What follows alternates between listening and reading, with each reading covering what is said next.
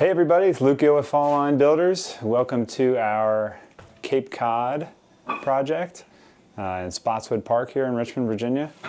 We are getting started on this. We've been at it about a month now and been making great progress. We'll get to the exterior in a later video. They're actively doing the backfill now, but inside, just wanted to take you through a couple of the framing things that we've been working on. So we've talked many times in other videos about probably the most important thing structurally when we're building is carrying that load down. So from our ridge all the way down to the footing. This is the main load-bearing wall of the house. And we've obviously replaced it with an LVL. And we did that because we were adding these two large cased openings. And we have existing footings and piers with a beam underneath this in the crawl, and where we have this quad 2x jack is directly over top of one of those piers. So again, any load that's hitting here is getting spread through the LVL and transferred down. These studs right here aren't doing anything. These are completely infill. And then again, we've got another quad going down to another pier. And then we've got another quad there at the end going down to that end pier. So anything here and here is totally just so we can get the dimension right. But if I use this as my bearing point, there's nothing underneath this, and we're going to be loading that beam in the midpoint, which isn't nearly as it's going to put stress on that beam that was never intended to. So as we start to look up from here, footing, piers, beam running across, picking up the vertical load, LVL going across, we can see all of our floor joists from the front half and the rear half are breaking on here. You can also see that we have added LVLs, double LVLs at several locations, as well as a double LVL running clear span front to back over here. And this is all, you know, while it's in this floor system or this ceiling assembly, it's really for what it's capturing above from the second floor. So if we want to walk up there, all right, now that we're up in this hot attic, we can kind of talk about what's going on here. So if you look up above there, you can see, you get a shot of that for us to see that ridge board running across.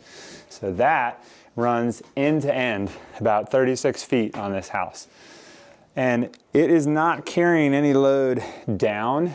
It is there for these rafters to be kind of held together equally. So you can see these rafters run all the way down to our exterior 8-inch thick masonry bearing wall.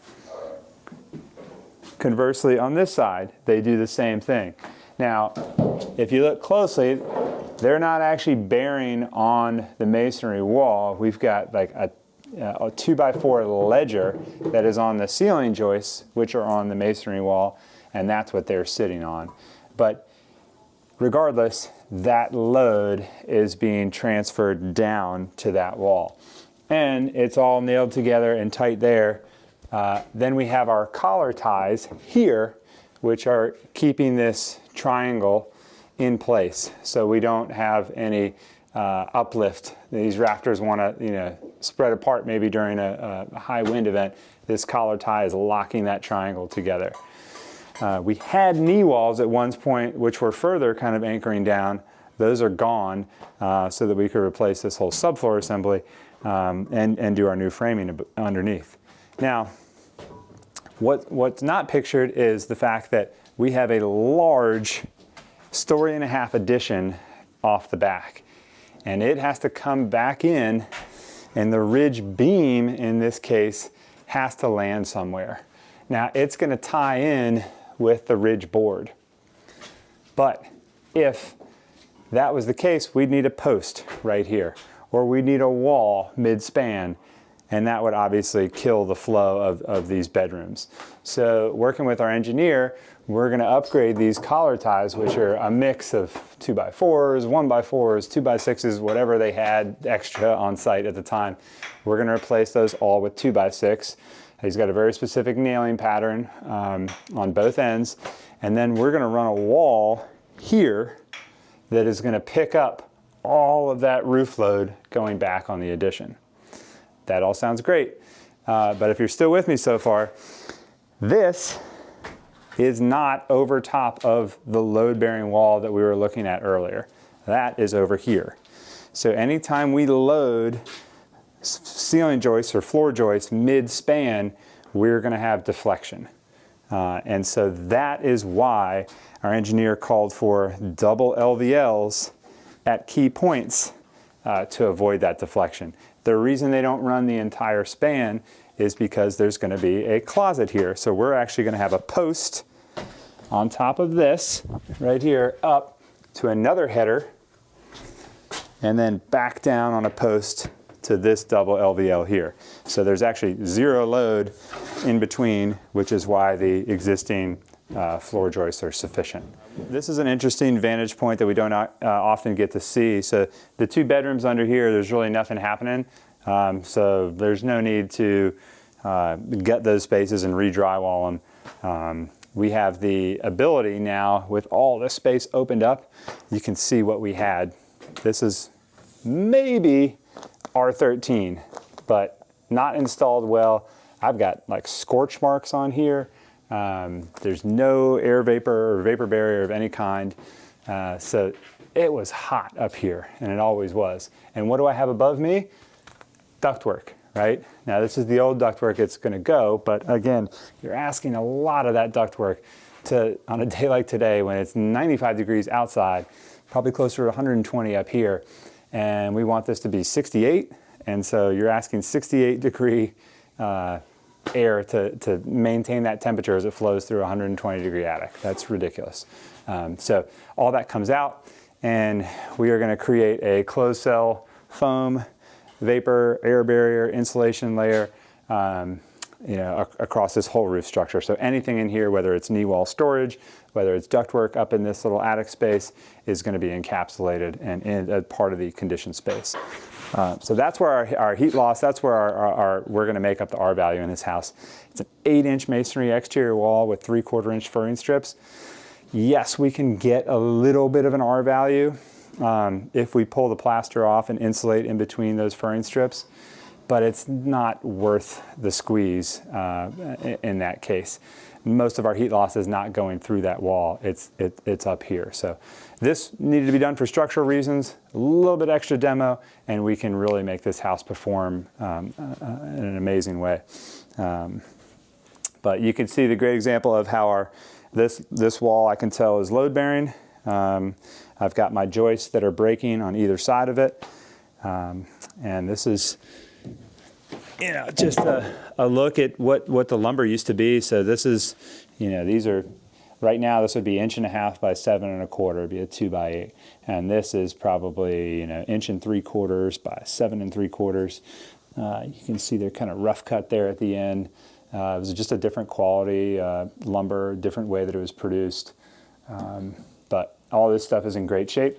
We're just going to go back over it with Advantech and probably use this opportunity to put down a layer of rock wool in between so we can have some sound insulation.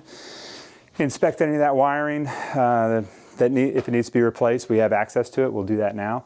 And then we'll continue sheathing this and get moving with finish our structural repairs.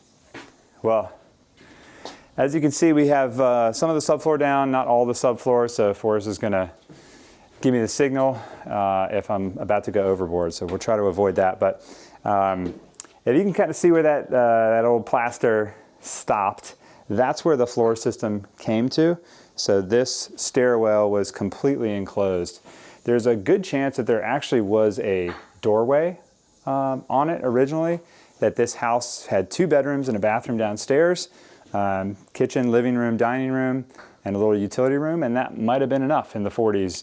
And then this space was, built as part of the roof and could be expanded into if the family grew and those needs were there. But anyway, it was very claustrophobic coming in here.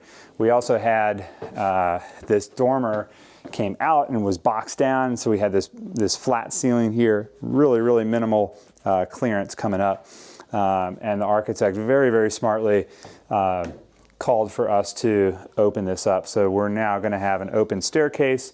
We're going to be able to have railings and a baluster coming up, and there'll be a wall here where the bedroom starts, and our railing and baluster will turn 90 into there. So as soon as you come up the stairs, you already, or come down the stairs, you already feel like you're part of the living space. My thought always goes to there's going to be a kind of a formal living room. Maybe that's where the Christmas tree goes. Who knows? But I can just see the kids, sneaking down here and trying to get that first glimpse. That's what you kind of get here. You can see the glow of the Christmas tree and the lights, which obviously are not here, but they are in my mind. And it's just kind of those like special details that this is going to be great. This is when they come down for prom pics or whatever. Like the staircase now is going to be a more prominent feature, and it really I can't tell you how much better it feels and how more connected the first and second floor feel because of it. So it wasn't the easiest thing to do, structurally, but when I'm really excited for the clients to see this because they're gonna be blown away. Other like old house issues, this staircase and the whole second floor was pine. Downstairs is oak, which is very typical. It's oak on top of like 1x8 diagonal subfloor, which is 3/4 thick, and then we have that 3/4 tongue and groove oak finished floor. So that's great. We're going to keep that and continue that into the addition. Up here, we were just going to pull up that pine finished floor and replace with oak. Well, once we got into the demo and started pulling it up, we realized that pine floor was also serving as the subfloor, running perpendicular to our joists. We would have been adding another layer in that same line perpendicular, and typically we always want to be crossing our materials. Wood is obviously constantly expanding and contracting, and we don't want to just keep doubling up on everything going the same way. It would lead to squeaks and all kinds of stuff. So getting rid of it allowed us to much more easily restructure this. We can put down our probably favorite product, which is Advantech, not only the 3/4 inch subfloor, but also their proprietary adhesive that we use, their spray adhesive. It just makes for an absolutely rock solid floor system. Coupled with all of the load transferring that's happening up here, going down to all of our LVLs, this is just the product to do. Now, you could say that was an expense that we didn't need to take on, and you're right. But if we want to talk about expenses, this staircase right now, this is the finished riser, and this was the finished height of the floor. Okay, so if we kept that finished floor at this height and added another 3/4 of an inch, we would be up 3/4 of an inch. And our staircase, we can't have one riser be 7 1/4 and the other be 8. You would trip almost every single time. And if you've ever been on a staircase that had uneven risers, your brain just can't handle it. It doesn't know how to adjust as you're running up the stairs. So that's also a major code violation. You can't have your riser heights vary like that. So our solution here was actually in this section in between bedroom and bedroom, we added LVLs and we ripped them down 3/4 of an inch. And so that way, when we laid our subfloor on top of this section, we are 3/4 of an inch less here and here. So now my solution is this stair, our oak starts right here, so we'll replace this nosing right here, and we'll have, for this whole hallway, continuous one layer. We actually take 2 steps down into the addition, so easily we can adjust our riser heights because we haven't built those yet down to the addition. That'll be seamless. And then our difference in thickness will be as you enter the bedroom. and the bedroom and the bathroom here. And a 3/4 inch threshold at a bedroom is very common. You know, that's going to be something you're stepping over, and it's not going to be right at the edge of the staircase.